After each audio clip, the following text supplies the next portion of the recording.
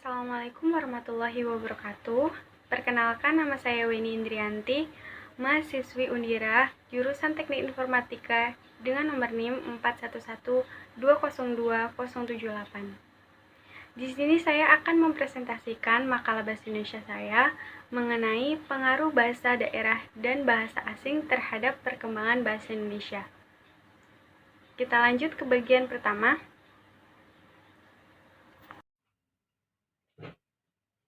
Pertama, pengaruh bahasa daerah terhadap bahasa Indonesia. Memiliki dampak positif dan dampak negatif. Di antaranya dampak positifnya adalah yang pertama, bahasa Indonesia memiliki banyak kosakata. Yang kedua, sebagai kekayaan budaya bangsa Indonesia.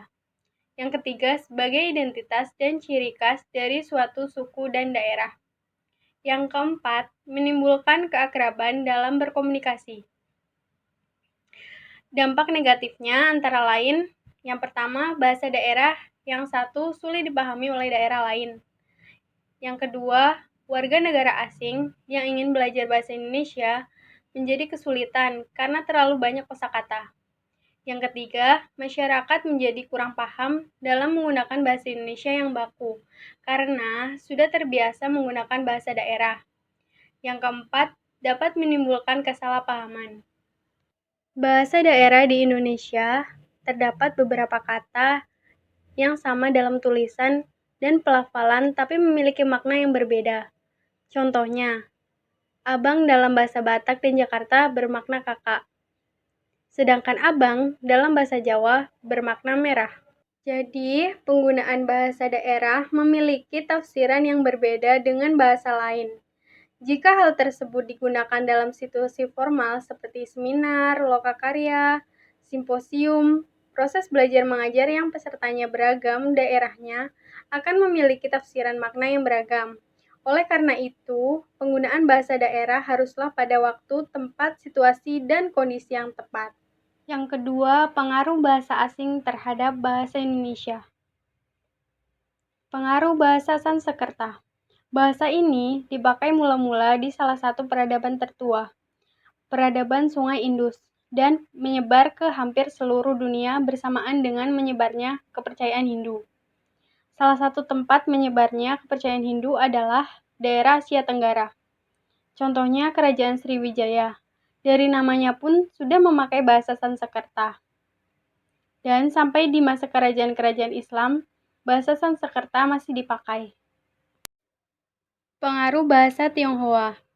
Sejak abad ke-11, ratusan ribu perantau meninggalkan tanah leluhurnya dan menetap di banyak bagian Nusantara atau Kepulauan Antara, sebutan bagi Indonesia. Yang disebut dengan bahasa Tionghoa adalah bahasa di negara Cina. Ada 4 di antara bahasa-bahasa itu yang dikenal di Indonesia, yakni Amoy, Hakka, Kanton, dan Mandarin. Lanjut, pengaruh bahasa Arab dan Persia.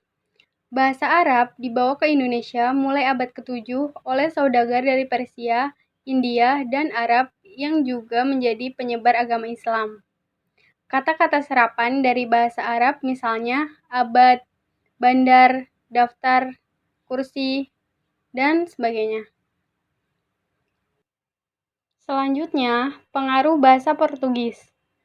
Pada abad ke-17, bahasa Portugis sudah menjadi bahasa penghubung antar etnis di samping bahasa Melayu. Kata-kata serapan yang berasal dari bahasa Portugis seperti algojo, bangku, dadu, gardu, meja, dan lain sebagainya. Yang kelima, pengaruh bahasa Belanda. Belanda mendatangi Nusantara pada awal abad ke-17 ketika ia mengusir Portugis dari Maluku pada tahun 1606. Kemudian, ia menuju ke Pulau Jawa dan daerah lain di sebelah barat.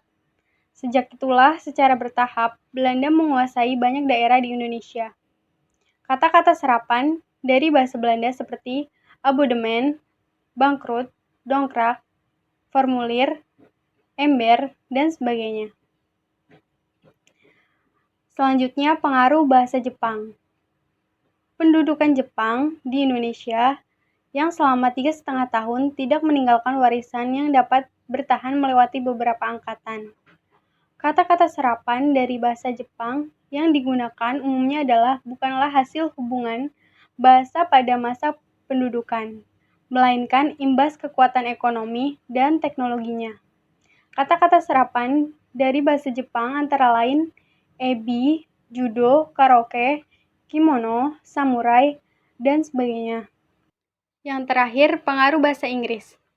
Bangsa Inggris tercatat pernah menduduki Indonesia, yaitu ketika Raffles menginvasi Batavia, yang sekarang adalah Jakarta, pada tahun 1811. Kata serapan dari bahasa Inggris ke dalam kosakata Indonesia umumnya terjadi pada zaman kemerdekaan Indonesia. Namun, ada juga kata-kata Inggris yang sudah dikenal, diserap, dan disesuaikan pelafalannya ke dalam bahasa Melayu sejak zaman Belanda yang pada saat Inggris berkoloni di Indonesia antara masa kolonialisme Belanda.